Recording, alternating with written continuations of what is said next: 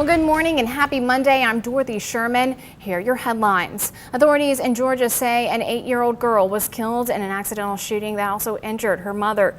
Well, there were seas of red and black in Memphis earlier today as UGA fans flocked to the birthplace of rock and roll. Police detectives at work as a shooting broke out. Several reportedly injured and one confirmed dead. The second grader has hundreds of stitches and he lost one ear. Well, check this out, guys. It may not happen often, but for some, when you throw a pass out to NFL quarterback and former Auburn Tiger Cam Newton, he catches it and runs right to you. Well, one thing that won't be happening here today at the Lee County Justice Center is a pretrial hearing for Alabama House Speaker Mike Hubbard. I'm behind the video board right now, and just to show you how tall this thing is, the top of the audio cabinet is 20 stories tall. When officers responded just a few minutes later, they say they were able to make contact with Trayvon as he was walking out of the house. Our country has come a long way since Bloody Sunday and everything that took place on Edmund Pettus Bridge. But the question is now, where do we go from here? Well, attention fast foodies, McDonald's is about to test a new business model in St. Joseph, Missouri with an eyebrow-raising feature. All you can eat fries. That's what I'm talking about. It may be a good thing that the sales tax increase did pass, because even though it's mid-afternoon and there's no one on these fields right now, come later tonight, kids will be swarming this park. Behind-the-scenes operations are important as it helps keep the Barbasol Championship moving along. Despite Alabama Supreme Court's ruling last week, its Victoryland doors, its owner Melton McGregor says will reopen in the coming weeks. Hey, can I go ahead and guess? Yeah, what do you think? Okay, that's how much she makes in a day. These machines create what you could consider the brains of each fish finder. Dana, we have gotten several reports of accidents because of this weather. 50 years from the Voting Rights Act of 1965, and here's what you see in Selma.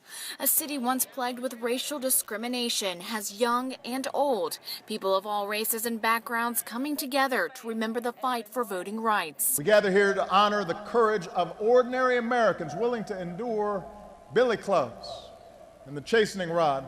Crowds bring in U.S. congressmen and women from state legislatures. I'm excited being here. To celebrities. Fight for justice continues. And many people like Eugene Sanders, who in 1965 was a foot soldier for voting rights in Selma. Sanders was only 17 when he was met with tear gas and billy clubs on Edmund Pettus Bridge, a day also known as Bloody Sunday. I hope that this 50th anniversary marked that the younger generation will see what we are done and what we pay and get out to vote. I'm really thankful that they gave us the chance to vote.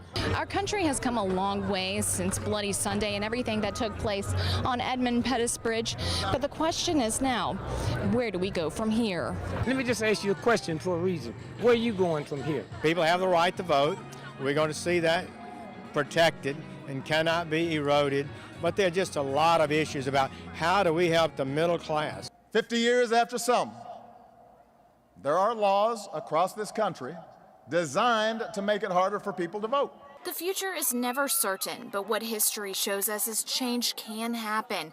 And 50 years later, voting rights is still important.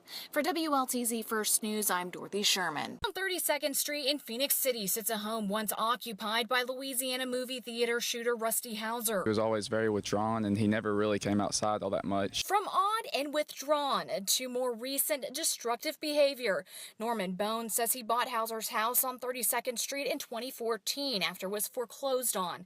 And when he asked Hauser when he'd be moving out, Bone says Hauser said a few choice words, then slammed the door in his face, not knowing that when he'd return to the home, it would be destroyed inside. Put cement in every drain, in sink, laboratory, commode, everywhere you could, showers. Stuffing all over the place, paint all over the walls, human BM everywhere, cut up dead fish. He had fish in the back, but he cut them up and smelled them, made everything smell.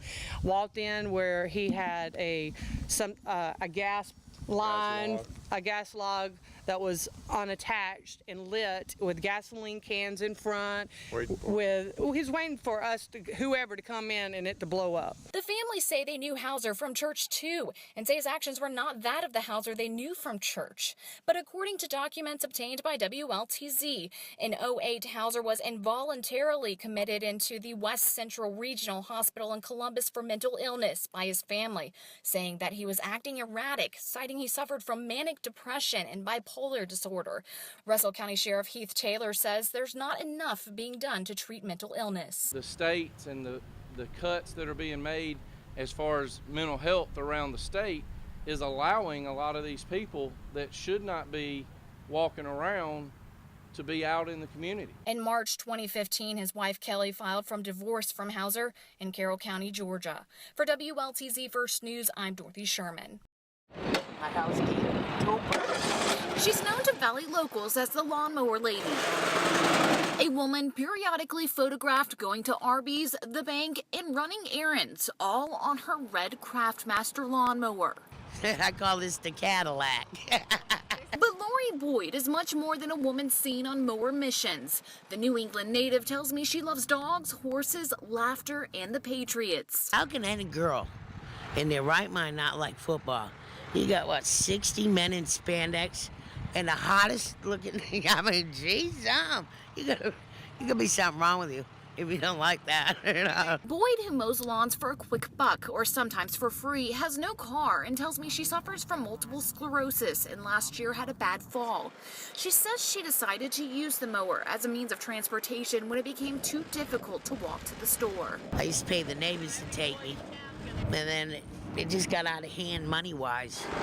But the situation doesn't stop Boyd from brightening the lives of others. I've been delivering her mail for quite a few years. She's a mess. She's always a joy to talk to. She's got a funny story. On social media, one lady described Boyd as someone who'd give away the shirt off her back. Another recalled a time where Boyd dropped by just to hand out candy. If you could do something nice for somebody, even if it don't cost you a lick, just saying hello to somebody or tell them they look pretty. They could be the ugliest person in the world, but just tell them they look pretty and make somebody's day.